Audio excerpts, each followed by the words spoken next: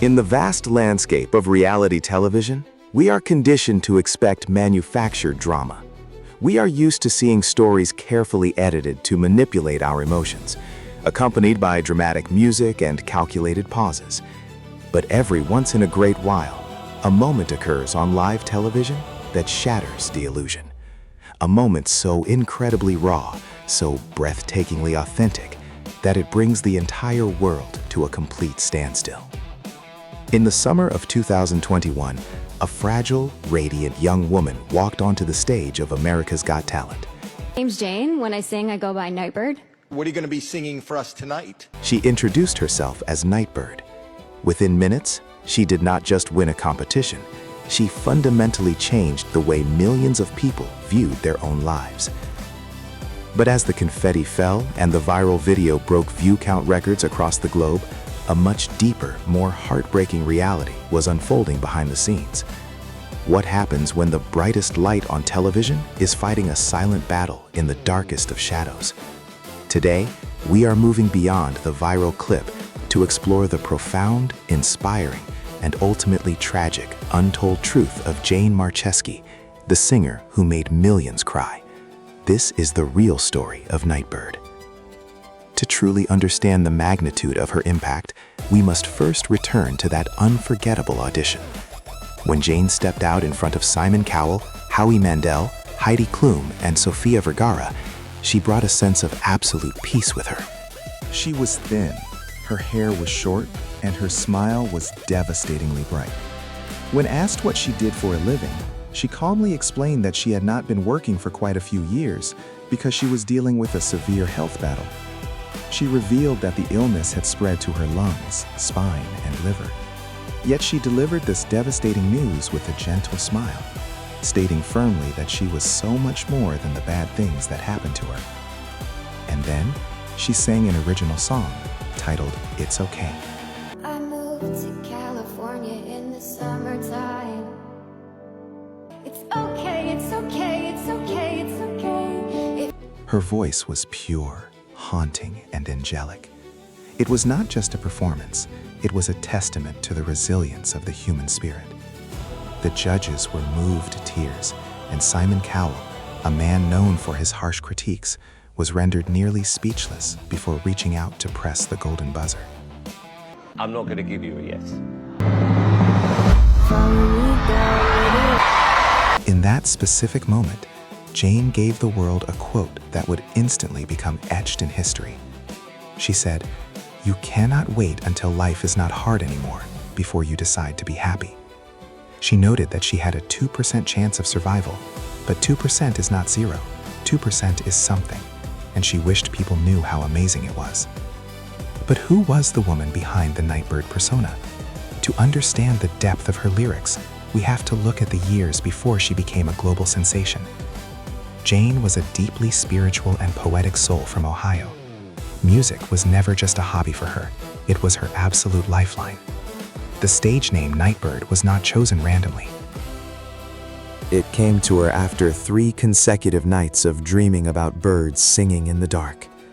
To her, the Nightbirde represented the choice to sing a beautiful melody even when the sun is nowhere to be found, even in the middle of the darkest, most terrifying night. She embodied this philosophy completely.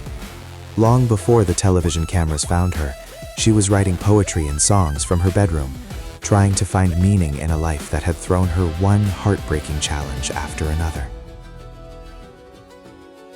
Following the golden buzzer, the world celebrated her. Her song shot to #1 on global charts. She was interviewed by major news networks, and millions of people who were facing their own silent battles found a sense of profound hope in her words.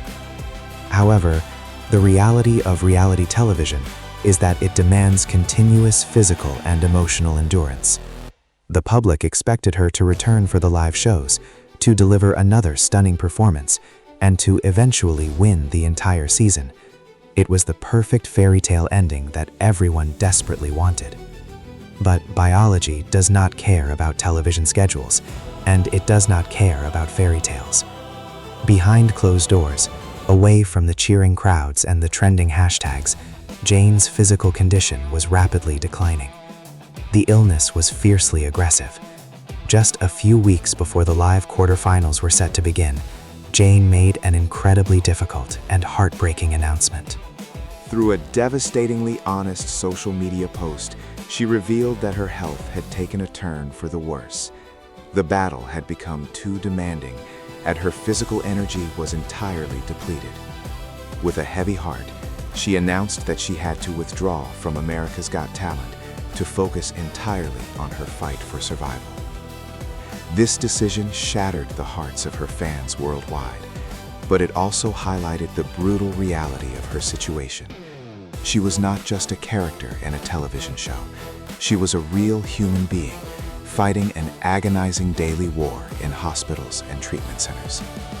Yet, even in her withdrawal, she remained a beacon of astonishing grace. She did not express anger or bitterness. Instead, she expressed profound gratitude for the short time she was allowed to share her voice with the universe. She became a spectator of her own success, watching her music heal others while her own body continued to fade. In the months that followed, Jane continued to share her journey with astonishing vulnerability. She posted updates that were raw, honest, and stripped of any toxic positivity. She admitted when she was in pain. She admitted when she was terrified. She allowed the world to see the messy, agonizing reality of fighting a life-threatening condition. But woven through all the pain were continuous threads of undeniable hope. She wrote poetry that comforted those who were grieving. She reminded her followers that grief and gratitude can sit at the same table. She proved that true strength is not about pretending everything is fine. True strength is acknowledging the darkness while fiercely holding on to the light. On February 19, 2022, the world received the news it had been dreading. Jane Marczewski passed away at the age of 31. The silence that followed the announcement was deafening. Tributes poured in from around the world, from the judges who met her on that stage to the millions of strangers whose lives she had permanently altered. It felt incredibly unfair. It felt like a story that was cut tragically short before the final chapter could even be written. But as the initial wave of grief began to settle, a beautiful realization began to emerge. Nightbirde did not vanish, and her story did not end in defeat.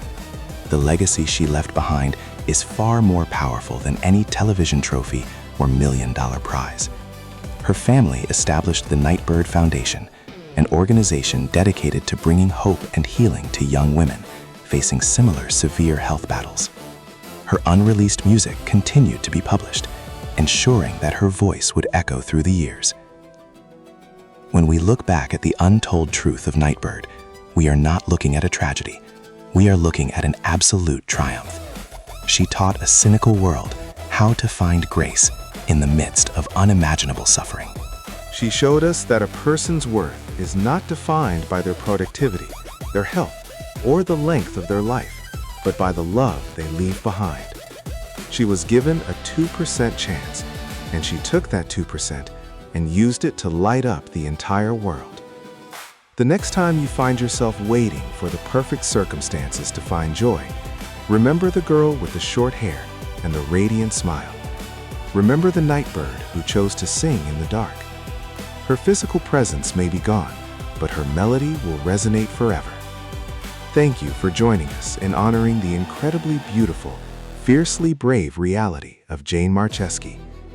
If her story touched your heart, please share this video, hold your loved ones a little closer today, and subscribe to the channel as we continue to explore the untold stories of the human experience. Until next time, remember that it is okay to not be okay, and never wait until life is not hard anymore to decide to be happy.